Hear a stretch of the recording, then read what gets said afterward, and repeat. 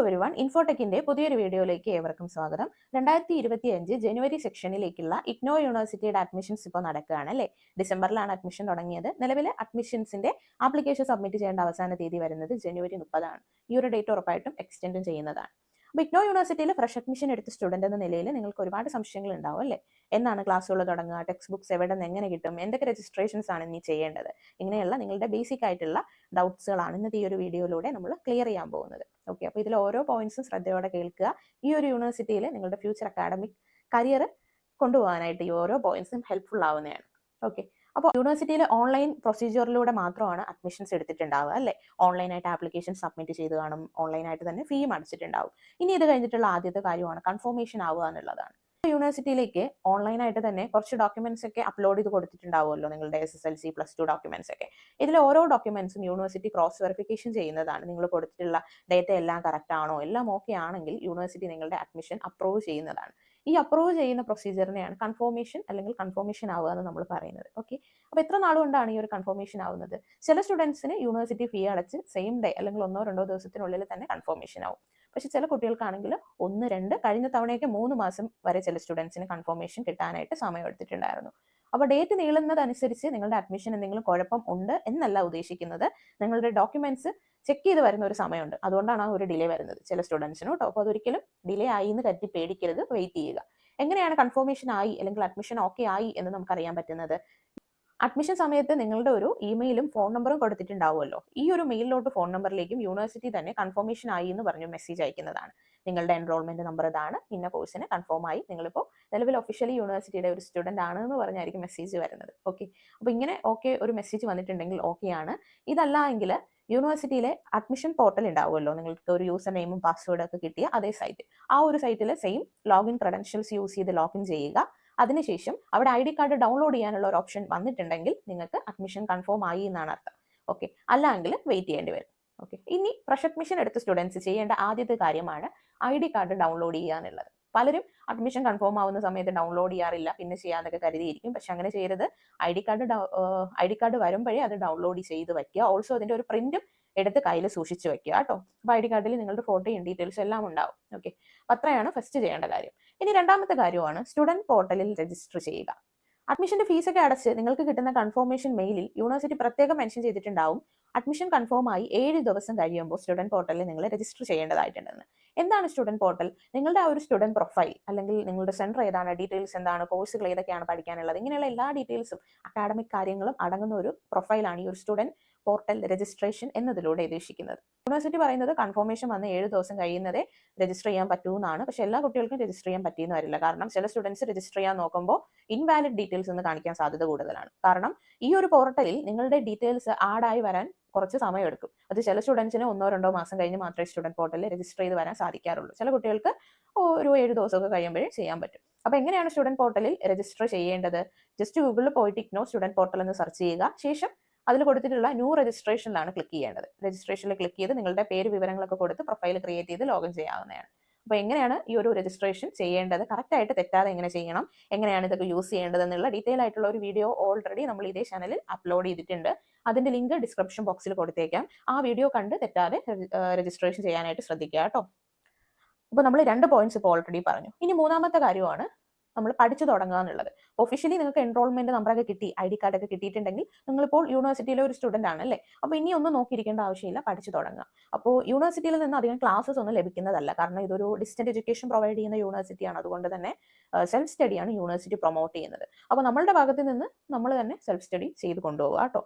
അപ്പോൾ കരുതും എങ്ങനെയാണ് നമുക്ക് ഇങ്ങനെ ടെക്സ്റ്റ് ഒന്നും ഇല്ലാതെ പഠിക്കാൻ പറ്റുന്നതെന്നല്ലേ. അതിനായിട്ട് യൂണിവേഴ്സിറ്റിയുടെ സ്റ്റഡി മെറ്റീരിയൽസ് PDF ആക്കി യൂണിവേഴ്സിറ്റിയുടെ ഗ്യാൻ കോഷ് എന്നുള്ള ഒരു സൈറ്റിൽ പ്രൊവൈഡ് ചെയ്യുന്നുണ്ട്. അപ്പോൾ ആ ഒരു സൈറ്റിന്റെ ഡീറ്റെയിൽസ് ഞാൻ ഈ ഒരു വീഡിയോയിൽ കാണിക്കുന്നതാണ്. ഗ്യാൻ കോഷ് എന്ന് ഇഗ്നോടെ സെർച്ച് ചെയ്യുമ്പോൾ സ്റ്റഡി മെറ്റീരിയൽസ് PDF ആയിട്ട് നിങ്ങൾക്ക് ലഭിക്കുന്നതാണ്. എല്ലാ സബ്ജക്ട്സിന്റെയും PDF ഇതിൽ കിട്ടില്ല, കുറച്ച് സബ്ജക്ട്സിൻ്റെയൊക്കെ കിട്ടുള്ളൂ. അപ്പോൾ അതൊക്കെ നോക്കിയിട്ട് സിലബസ് ഒക്കെ എങ്ങനെയാണ്, ടഫാണോ പാടാണോ എന്നൊക്കെ നിങ്ങൾക്കൊരു ബേസിക് ഐഡിയ ഒക്കെ ഉണ്ടാക്കി വെക്കാവുന്നതാണ്.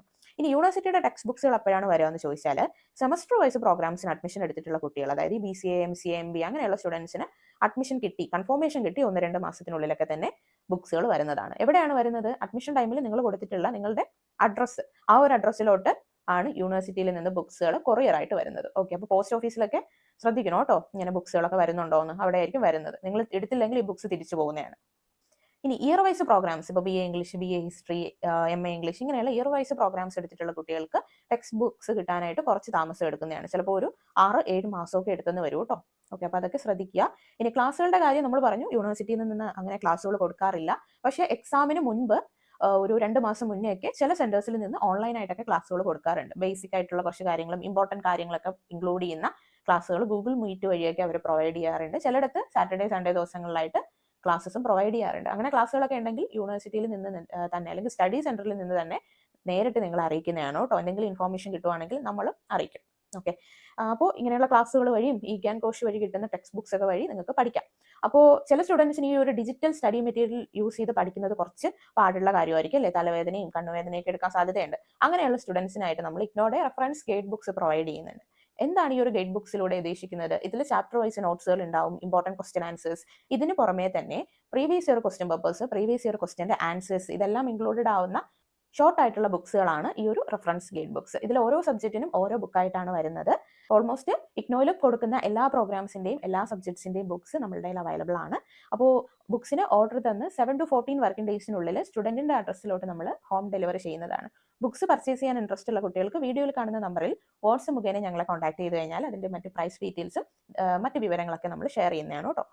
ഇനി നമുക്ക് യൂണിവേഴ്സിറ്റിയുടെ നോട്ടിഫിക്കേഷൻസിനെ കുറിച്ച് പറയാം. അഡ്മിഷൻ എടുത്തു കഴിഞ്ഞാൽ പിന്നെ യൂണിവേഴ്സിറ്റിയിൽ നിന്ന് ഓരോ നോട്ടിഫിക്കേഷൻസ് വരുന്നതാണ്. മീൻസ് എക്സാമിന്റെയും അസൈൻമെന്റിന്റെ ഒക്കെ ആയിട്ട് എന്തൊക്കെ രജിസ്റ്റർ ചെയ്യണം എന്നുള്ള കാര്യങ്ങളിൽ. അപ്പോൾ എക്സാമും അസൈൻമെന്റ്സ് ഒക്കെ വരുന്ന നോട്ടിഫിക്കേഷൻസ് നിങ്ങൾ ഒരിക്കലും മിസ് ചെയ്യാൻ പാടില്ല.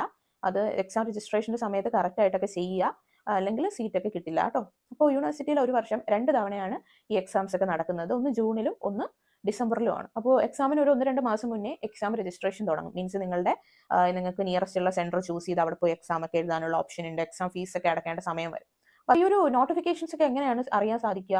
ഇഗ്നോയുടെ തന്നെ ഒഫീഷ്യൽ വെബ്സൈറ്റ് ഉണ്ട്, igno.ac.in എന്നുള്ള സൈറ്റ് കയറുമ്പോൾ തന്നെ നോട്ടിഫിക്കേഷൻസ് ഒക്കെ അതിൽ എഴുതി കാണിച്ചുകൊണ്ടിരിക്കും. പക്ഷേ എപ്പോഴും ഈ ഒരു സൈറ്റിൽ പോയി നോട്ടിഫിക്കേഷൻ എന്തെങ്കിലും വന്നിട്ടുണ്ടോ എന്ന് നോക്കാനുള്ള സമയം നിങ്ങൾക്ക് കിട്ടിയെന്ന് വരില്ല അല്ലേ. അതിനായിട്ടാണ് നമ്മൾ അടുത്ത സൊല്യൂഷൻ കൊണ്ടുവന്നിട്ടുള്ളത്. ഇഗ്നോയുടെ പ്രോഗ്രാം വൈസ് വാട്സ്ആപ്പ് ഗ്രൂപ്പ് ആണത്. ഇഗ്നോയിൽ പ്രൊവൈഡ് ചെയ്യുന്ന ഓൾമോസ്റ്റ് എല്ലാ പ്രോഗ്രാംസിന്റെയും സെപ്പറേറ്റ് ആയിട്ടുള്ള പ്രോഗ്രാം വൈസ് വാട്സ്ആപ്പ് ഗ്രൂപ്പ് ഇൻഫോട്ടൊക്കെ പ്രൊവൈഡ് ചെയ്യുന്നുണ്ട്. ഈ വാട്സ്ആപ്പ് ഗ്രൂപ്പ് വഴി എന്താണ് ഉദ്ദേശിക്കുന്നത്? യൂണിവേഴ്സിറ്റിയിൽ വരുന്ന ഇമ്പോർട്ടന്റ് ആയിട്ടുള്ള എക്സാം അസൈൻമെന്റ് നോട്ടിഫിക്കേഷൻസ്, അല്ലെങ്കിൽ മറ്റ് പ്രാധാന്യമുള്ള അപ്ഡേറ്റ്സ്, പിന്നെ previous year question papers, assignment questions, ഇതെല്ലാം നിങ്ങൾക്ക് ഈ ഒരു പ്രോഗ്രാം വൈസ് വാട്സ്ആപ്പ് ഗ്രൂപ്പ് വഴി ലഭിക്കുന്നതാണ്. ഇതിന് പുറമേ തന്നെ ഓരോ ഗ്രൂപ്പിലും അതാത് കോഴ്സുകൾക്ക് അഡ്മിഷൻ എടുത്തിട്ടുള്ള സ്റ്റുഡൻസ് മാത്രമേ ഉണ്ടാവുള്ളൂ. അപ്പോൾ സ്റ്റുഡൻസുമായിട്ട് നിങ്ങൾക്ക് കമ്മ്യൂണിക്കേറ്റ് ചെയ്യാം, എന്തെങ്കിലും ഡൗട്ട്സ് ഉണ്ടെങ്കിൽ ക്ലിയർ ചെയ്യാം. ഇതിനെല്ലാം ഉള്ള ഒരു ഓപ്പർച്യൂണിറ്റിയാണ് ഈ ഒരു ഗ്രൂപ്പ് വഴി നമ്മൾ പ്രൊവൈഡ് ചെയ്യുന്നത്. ഇത് പെയ്ഡ് ഗ്രൂപ്പാണ്. 200 രൂപയാണ് ജോയിനിങ് ഫീ വരുന്നത്. 200 രൂപ വരുന്നത് മന്ത്ലിയോ ഇയർലിയോ ഒന്നും വരുന്ന ചാർജ് അല്ല.